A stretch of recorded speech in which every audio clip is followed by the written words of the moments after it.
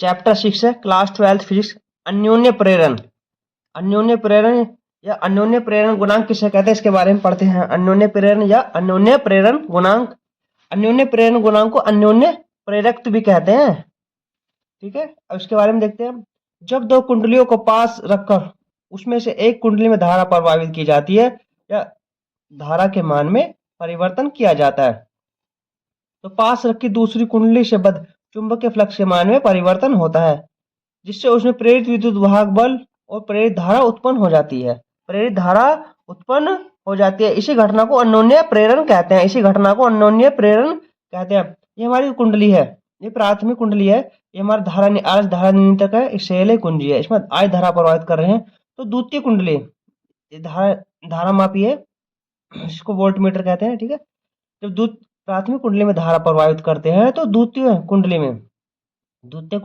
कुंडली में से बद्ध चुंबकीय फ्लक्स के मान में परिवर्तन होता है, जिससे उसमें प्रेरित धारा और प्रेरित विद्युत वाहक बल और प्रेरित धारा उत्पन्न हो जाती है। अन्योन्य प्रेरण के कारण प्रेरित धारा और प्रेरित विद्युत वाहक बल उत्पन्न हो जाता है, इसी घटना को अन्योन्य प्रेरण कहते हैं।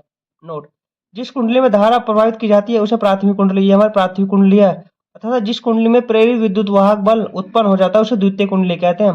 जिसमें प्रेरित विद्युत वाहक बल उत्पन्न हो जाता है, ये हमारी द्वितीय कुंडली है, द्वितीय कुंडली है। नेक्स्ट देखते हैं अन्योन्य प्रेरण गुणांक या अन्योन्य प्रेरकत्व। अन्योन्य प्रेरण गुणांक या अन्योन्य प्रेरकत्व भी कहते हैं इसको। ठीक है, माना प्राथमिक कुंडली में आई एम्पियर की धारा प्रभावित करने पर द्वितीय कुंडली के प्रत्येक फेरे में उत्पन्न चुंबकीय फ्लक्स φ2 है, जिसमें फेरों की संख्या n2 है। अतः द्वितीय कुंडली से बद्ध कुंडली में फ्लक्स बद्धताओं की संख्या n2 φ2 है, जो कि प्राथमिक कुंडली में प्रभावित धारा के अनुक्रमानुपाती होती है। n2 φ2 का अनुक्रमानुपाती I1। ठीक है, जब अनुक्रमानुपाती का चिन्ह हटाते हैं तो किसी नियतांक से गुणा कर देते हैं, जहां पर m एक नियतांक है, जिसे दोनों कुंडलियों के बीच अन्योन्य प्रेरण गुणांक कहते हैं। एक चिन्ह हटा देंगे तो एक नियतांक से गुणा कर देंगे तो हमारा m एक नियतांक है। n2 φ2 बराबर m I1। ठीक है, तो m बराबर n2 φ2 अपॉन I1 यदि I1 बराबर 1 रखने पर, तो यदि I1 बराबर 1 रखने पर तो m बराबर n2 φ2 हो जाएगा, φ2 हो जाएगा। आगे देखते हैं। माना किन्हीं दो कुंडलियों के बीच अन्योन्य प्रेरण गुणांक संख्यात्मक रूप से किसी एक कुंडली में चुंबकीय फ्लक्स ग्रंथिकाओं की संख्या के बराबर होता है, जबकि दूसरी कुंडली में आई एम्पियर की धारा बह रही हो।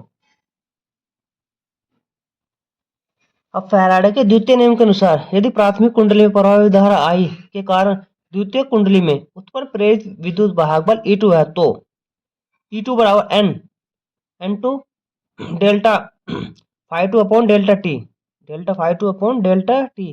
ठीक है, नेक्स्ट E2 बराबर माइनस डेल्टा हमारा बाहर जाएगा N2 φ2 अपॉन डेल्टा टी, चूंकि N2 φ2 बराबर होते हैं MI के, MI रखने पर, N2 φ2 बराबर MI रखने पर, तो E2 बराबर minus delta M I1 upon delta T, या जा करके माइनस M बराबर माइनस बाहर आ जाएगा delta I upon delta T D हो जाएगा। तो हमारे पास क्या फॉर्मूला आता है, M बराबर minus E2 upon delta I1 upon delta T, delta I1 upon delta T बराबर हम यदि हम 1 रख देते हैं तो हमें प्राप्त हो जाएगा M बराबर माइनस E2 अपॉन 1 या M बराबर माइनस E2 प्राप्त हो जाएगा। यही हमारे इसके फॉर्मूले हैं। ठीक है, इस पर न्यूमेरिकल्स भी है, करेंगे नेक्स्ट वीडियो में देखेंगे।